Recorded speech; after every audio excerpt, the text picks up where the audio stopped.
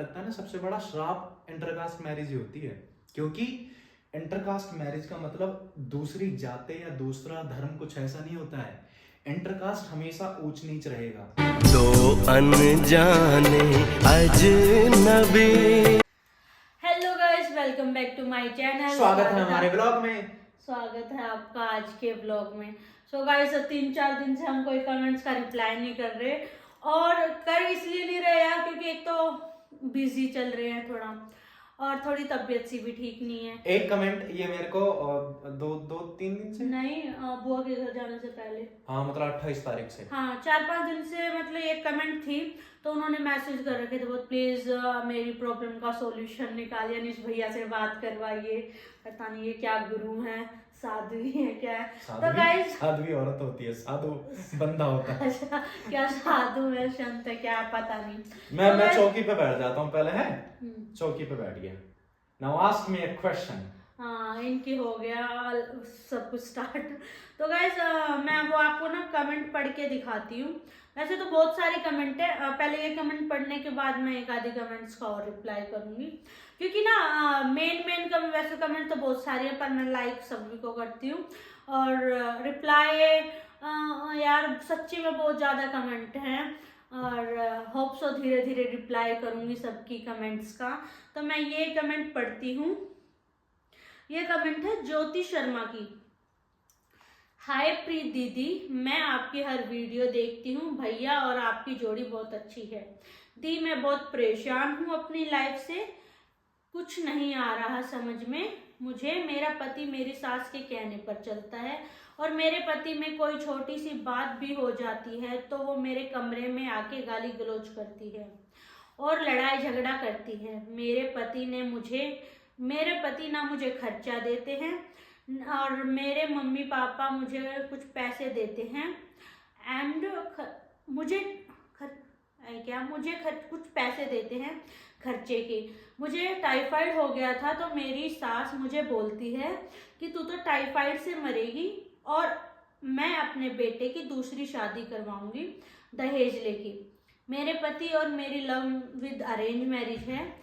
मेरे ससुराल में सब मुझसे जलते हैं। मैंने सिर्फ अपने पति के भरोसे और विश्वास पे शादी की थी, लेकिन शादी के बाद वो बदल गया।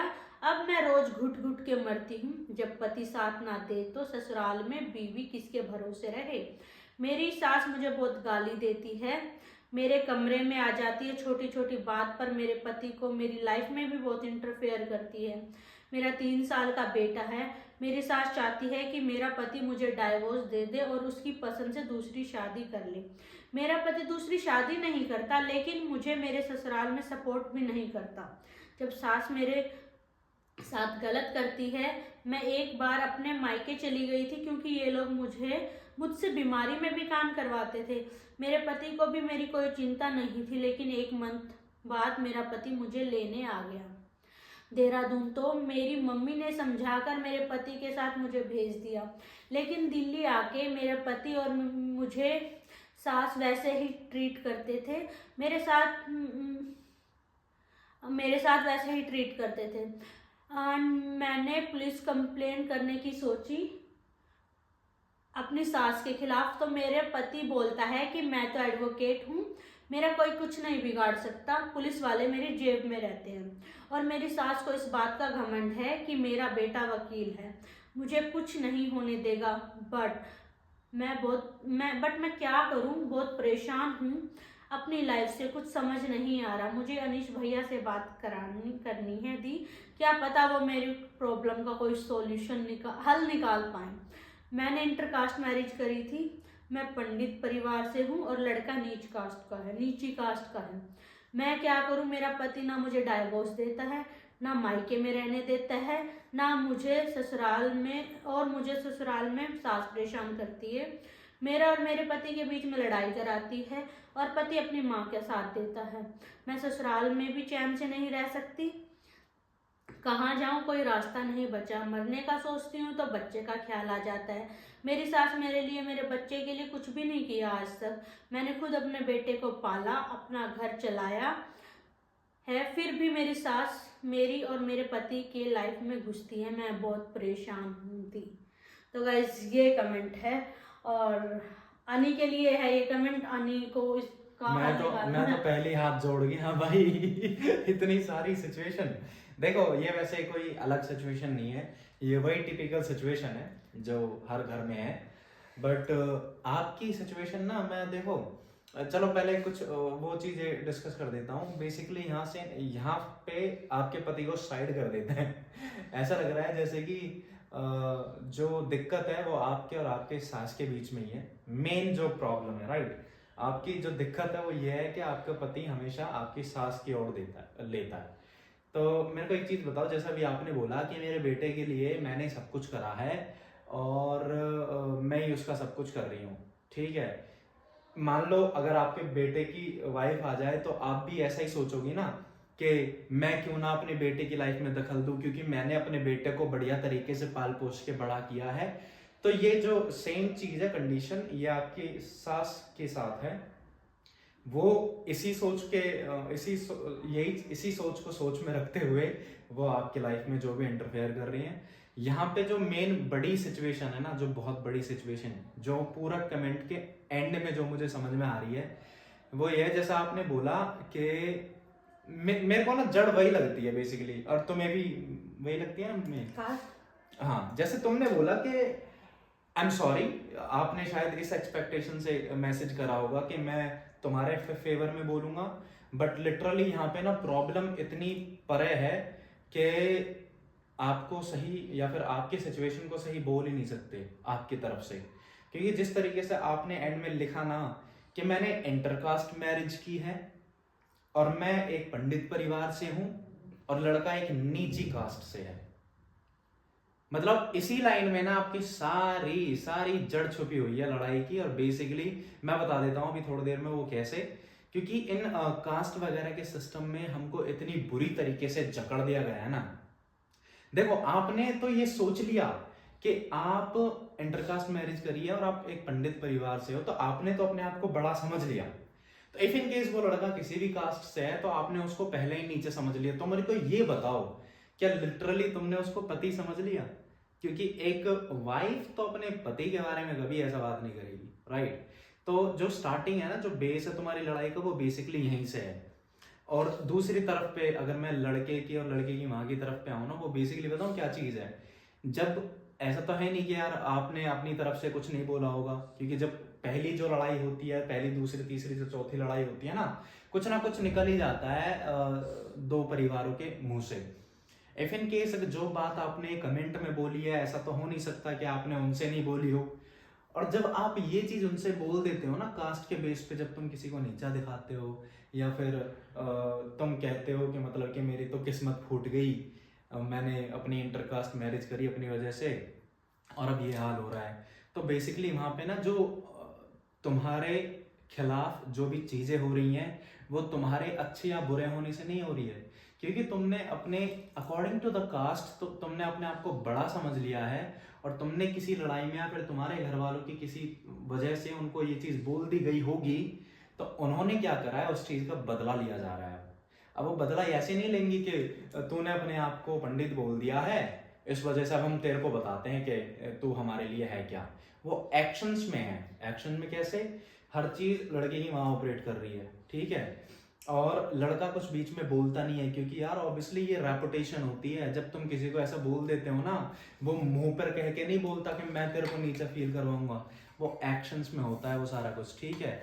जो लड़का कुछ बोलता नहीं है या फिर बहुत ही गलत चीजें होती हैं, वो बेसिकली तुम्हें ना ये बताया जा रहा है कि जैसे मैंने बता दिया ना, तुम समझ गए होगे कि बेसिकली यहाँ पे वो वाला सिस्टम है कि आपने उस कास्ट से रिलेटेड या फिर इस जो आपकी ये सोच है इससे रिलेटेड कुछ बोल दिया है और सामने वाले आपसे उसका बदला ले रहे हैं। वो तुम्हें छोटा बना रहे हैं हर चीज में, तुम्हारी जिंदगी को हेल कर रहे हैं। वो तुम बुरे हो इसलिए नहीं, क्योंकि हमारे समाज ने हमको कास्ट में इस तरीके से बांट दिया है। तो अब देखो एक और चीज, तुमने तो अपने आप को ये मान लिया है, देखो ये समाज किस तरीके से हमारे साथ खेलता है। तुमने तो अपने आप को मान लिया है कि तुम एक पंडित हो तो तुम बड़े हो, ठीक है। तो वो बंदा जैसा आपने बोला कि वो एडवोकेट है, वो तो कुछ मेहनत करके जब कुछ बना है तो मानना तो उसका चाहिए, क्योंकि वो तो अपना मेहनत करके कुछ बना हुआ है, राइट। उसका तो मानना सही है। लेकिन आपने ये कैसे सोच लिया कि आप क्योंकि एक कास्ट से बिलोंग करते हो तो आप ऊंचे हो या फिर कोई नीचा है। तो जो ये जो सोच है ना, ये बेसिकली मेन रीजन है आपकी लड़ाई में। और देखो, पुलिस वुलिस किसी के जेब में नहीं है वैसे। अगर इफ इन केस आपका लाइफ, आपकी शादी में बहुत दिक्कतें हो रही हैं तो ये चीज़ें आप डील करो, आपको उससे निकलना कैसे है। बट जो मेन जड़ है ना इस चीज़ की, वो यही है कि तुमने कभी ना कभी या फिर तुम्हारी फैमिली में से किसी ना किसी ने ये बोल दिया होगा और उसकी वजह से आपसे इतना बदला लिया जा रहा है बुरी तरीके से, चाहे लड़के की माँ हो चाहे खुद लड़का भी हो। क्योंकि ये चीज़ ना देखो, ये इंटरनली टच होती है ये हमेशा, कि मतलब है इसने कैसे सोच लिया ये बड़ा है, या फिर इसने हमको कैसे सोच लिया हम छोटे हैं, अब ऐसी की तैसी। वहां पे ना इंसान सही गलत नहीं देखता कि एक लड़की के साथ क्या गलत कर रहे हैं या फिर क्या सही है। वहां पे ना इंसान अपने ईगो को शांत करता है, राइट। तो बेसिकली जो आपकी लड़ाई का जो मेन मुद्दा है ना, वो यहाँ पे यही है, आपकी उसी लाइन से शुरू हो जाता है जैसा आपने बोल दिया कि मैं तो पंडित हूँ और वो नीची कास्ट से है। तो बेसिकली वो बदला लिया जा रहा है सीधा सीधा। हाँ जी, I agree with you. What do you से? और मैं ये कहना चाहूंगी यार, जब लव विद अरेंज मैरिज करी है ना मेन प्रॉब्लम देखो, अच्छा I'm सॉरी, चलो तुम बोलो। नहीं बोलो आप, फिर मैं तो बोलो। देखो, तुम खुद ये सोचो कि जब तुम एक तो बोल रहे हो कि मतलब कि इंटरकास्ट, मतलब एक तो तुमने इतना बड़ा स्टेप ले लिया, इंटरकास्ट मैरिज कर ली। सबसे बड़ा मेरे को ना हमारे जैसे बैकग्राउंड्स में क्या लगता है ना, सबसे बड़ा श्राप इंटरकास्ट मैरिज ही होती है। क्योंकि इंटरकास्ट मैरिज का मतलब दूसरी जाते या दूसरा धर्म कुछ ऐसा नहीं होता है। इंटरकास्ट हमेशा ऊंच नीच रहेगा। ऊंच नीच ऐसा भी नहीं, देख let's take an example of दो कास्ट है हमारे समाज में, कोई भी, तो कोई भी उठा लो तुम, जिसको तुम नीचा समझते हो उसको उठा लो, जिसको तुम ऊंचा समझते हो उसको उठा लो। वो एक दूसरे की नजर में एक दूसरे छोटे ही हैं। क्योंकि इसकी नजर में ये सोचता है कि मैं ऐसे कैसे हो गया, मैं साला इसको छोटा समझूंगा, और इसकी नजर में ये रहता है मैं इसको छोटा समझूंगा। तो बेसिकली सबसे बड़ा श्राप यही होता है। डजंट मैटर तुम किस कास्ट में जा रहे हो, अगर इंटरकास्ट मैरिज है ना तो झेलना पड़ेगा। और ये सारा तो मतलब जड़ होती है इस चीज की। तो और जहाँ पे यार लव मैरिज होगी ना, वहाँ पे ऊंच नीच कोई मैटर करती ही नहीं है। चाहे दुनिया की नज़रों में करती हो, घर वालों की नज़रों में करती है, बट जो वो दो बंदे एक दूसरे से शादी कर रहे हैं और इंटरकास्ट मैरिज कर रहे हैं, एक स्टेप ले रहे हैं बिल्कुल ही ऐसा कि सबके खिलाफ होके जो शादी हो रही है, पूरे समाज जो सोसाइटी में होता है ना ऊंच नीच को लेके, तो वहां पे जब बंदों के दोनों ही पार्टनर्स के बीच में लड़ाई झगड़ा हो रहा है कि भाई मैं ऊंची कास्ट से हूँ, मैं नीची कास्ट से हूँ, ये चीज आई होगी आपके रिलेशन में, तो वहां पे यार जो जिसको आपने नीचा फील करवाया ना, उसकी ईगो हर्ट होगी ही होगी। फिर वो ना प्यार ना बरकरार नहीं रह पाता। उसके लिए फिर आपको दोबारा एफर्ट्स करने पड़ेंगे, दोबारा ट्रस्ट बिल्ड करना पड़ेगा कि हाँ भाई मैंने गलती करी है। नहीं हो सकता, मैं लिख कर दे रहा हूँ, अब कुछ नहीं हो सकता। ट्रस्ट बिल्ड वो कभी होगा ही नहीं। क्योंकि मैं बताऊँ यहाँ पे क्या चीज है, एक दो साल की मैरिज नहीं है, वो ज्यादा बेटा भी हो 3 गया साल का बेटा। हाँ जो भी है ठीक है। इसमें बताऊँ क्या चीज है, देखो मैं तुम्हें देखो मैंने एक चीज जैसे आपको बोली मैंने, कि आपने तो ये सोच लिया जस्ट बिकॉज ऑफ कास्ट कि you are higher than somebody, तुम मतलब कि ऑलरेडी किसी चीज में बड़े हो, राइट। और तुमने दूसरे को ये फील करवा दिया है, तो दूसरा इंसान कैसे ना सोचे मैंने तो मेहनत करके पढ़ाई करके मैं वकील बनाऊं, तो मैंने तो ये अपने दम पे हासिल करा है, तो मैं तो कुछ हूं जो अपने दम पे। और अकॉर्डिंग टू सोसाइटी तुमने ये सोच लिया कि मतलब कि तुम बड़े हो, तो वो इंसान जिसने अपने दम पे कुछ चीज करा है वो तो भाई नीचा फील कराएगा, उसका तो हक बन जाता है, क्योंकि उसने तो मेहनत से और प्रैक्टिकली चीजें करी हैं। तुमने बस ऐसी मान लिया है कि, समझ रहे हो। तो ये चीज हमें ना सीखनी पड़ेगी। Nobody is higher, nobody is lower. तुमने जब इंटरकास्ट का अगर डिसीजन लिया था ना, तो बेसिकली जो मैच्योर लोग होते हैं ना, वो बेसिकली अगर इस चीज का डिसीजन लेते हैं ना, वो आंखें बंद करते हैं, और आंखें बंद करके ये जितनी भी सारी शिक्षा है ना, कोई बड़ा है कोई छोटा है, या कोई काला है या कोई गोरा है, या फिर कोई बौना है या फिर कोई लंबा है, इस चीज को ना निकाल देते हैं। पहले आंख बंद करके इन चीज को निकाल दो। अगर आपको लगता है ना कि आपके एक्सट्रीम गुस्से में जाने के बाद भी आपके मन में ये चीजें नहीं आ रही है कि आप इससे किसी से बोलो कि तू तो काड़ी है, या तू तो लंबा है, तू तो बोना है, या तू गरीब है, या फिर तू छोटा है, एक्सट्रीम गुस्से में भी ये चीज अगर नहीं आ रही है ना, तो इंटरकास्ट का डिसीजन लो, नहीं तो भैया। और रही बात ना ये कास्ट वगैरह, ये बनाई किसने? सोसाइटी ने। अकॉर्डिंग टू भागवत गीता हमारी कास्ट क्या है, हमारी जाति क्या है, हमारा काम। राइट। तो ये तो अगर देखो, ये तो सोसाइटी का काम है या नेताओं का काम है इधर उधर भिड़वाना जात पात को लेके, और एक सोसाइटी के ही लोग ऊंच नीच फैलाते हैं, और जैसे हम जैसे लोग, जैसे आपने बोला है। अच्छा, इस चीज पे ना मैं आपको ना एक चीज बता देता हूँ। चलो, अगर आपको देखो सुनने में कैसी भी लगे ये चीज, बट मैं लिटरली आपको बताता हूँ। भगवत गीता में बोल रहा हूँ। महाभारत में एक कैरेक्टर सुना है, कर्ण। कर्ण बहुत बड़ा महारथी होता है। तो मरने से कुछ टाइम पहले तो कृष्ण वगैरह अपने रूप में आते हैं और बताते हैं कि भाई तूने ये पाप करा है तो तेरे को मरना पड़ेगा। तो कर्ण बोलता है कि मतलब कि चलो ठीक है, अगर आप भगवान हो तो मेरे को ये बताओ कि मैंने वो सारी चीजें करी जो एक महान योद्धा करता है, जो एक धर्म में रहने वाला इंसान करता है, या फिर जो बेस्ट मैं कर सकता था मैंने अपनी लाइफ में वो करा है, किसी के साथ कोई पाप नहीं करा। राइट। उसके बाद भी मतलब लोगों ने, क्योंकि मैंने किसी के साथ कोई गलत नहीं करा था, लेकिन लोगों ने मुझे एहसास कराया अकॉर्डिंग टू, बिकॉज मैं जो मेरा पालन पोषण हुआ है वो एक शूद्र कास्ट में हुआ है, तो मैं उनके नजरिए से मैं बहुत तुच्छ हूँ, छोटा हूँ। तो मुझे ऐसा मतलब कि ये दुख और दर्द में क्यों रहना पड़ा पूरी जिंदगी। तो भगवान कृष्ण बोलते हैं कि ये लोगों ने तुझे बताया और तूने वो महसूस किया, इस वजह से तुझे वो दर्द हुआ। अकॉर्डिंग टू हमारे जो सनातन धर्म में एक चीज है कि जब ये चार वो बनाए थे ना, ब्राह्मण, क्षत्रिय, वैश्य और शूद्र, ये जो चार कैटेगरीज बनाई थी, ये बेसिकली ये कास्टिज्म नहीं था। उन्होंने जब सतयुग की शुरुआत हो रही थी, तो सतयुग में भगवान ने बोला होगा कि यार ऑब्वियसली कुछ एक जगह पे राक्षस रहेंगे, एक जगह पे सतयुग के लोग रहेंगे, तो उनको राक्षसों से लड़ने के लिए कुछ तैयारी भी करनी होगी।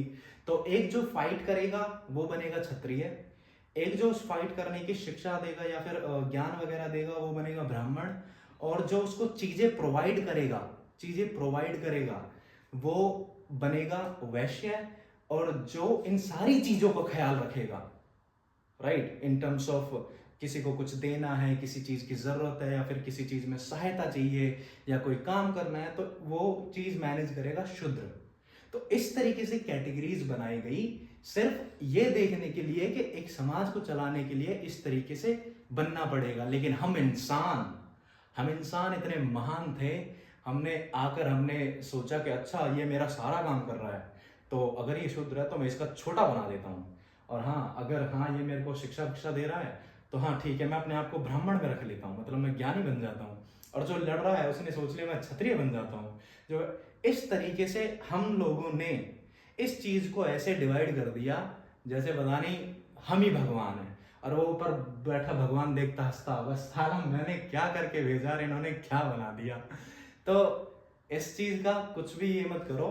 रिलेशन इसलिए खराब होते हैं क्योंकि तुम में जो घमंड आता है ना, वो एक अधूरे ज्ञान की वजह से आता है। मुझ में भी बहुत अधूरा ज्ञान है, लेकिन पूरा करने की कोशिश कर रहा हूं मैं, तो और साथ में प्रीत भी। तो कुल मिला के यह है कि इंस्टेड ऑफ गेटिंग रॉन्ग ज्ञान को क्या बोलते हैं, education instead of getting wrong education, तुम्हें सही ज्ञान की तरफ मुड़ना चाहिए, उसको देखना चाहिए। बेसिकली जो तुम में जो एक फालतू का घमंड है किस लिए, एक्चुअल में है भी या नहीं।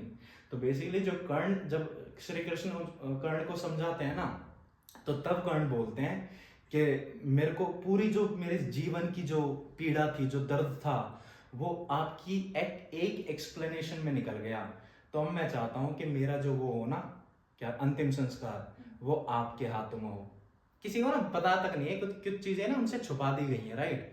तो जब श्री कृष्ण कर्ण का जो अंतिम संस्कार है वो अपने हाथों में करते हैं। तो और कोई कमेंट या फिर यही? बस यही। उसका सॉल्यूशन तो बता दो ना। सॉल्यूशन यही है, देखो मैं बताता हूँ उसका सॉल्यूशन क्या है।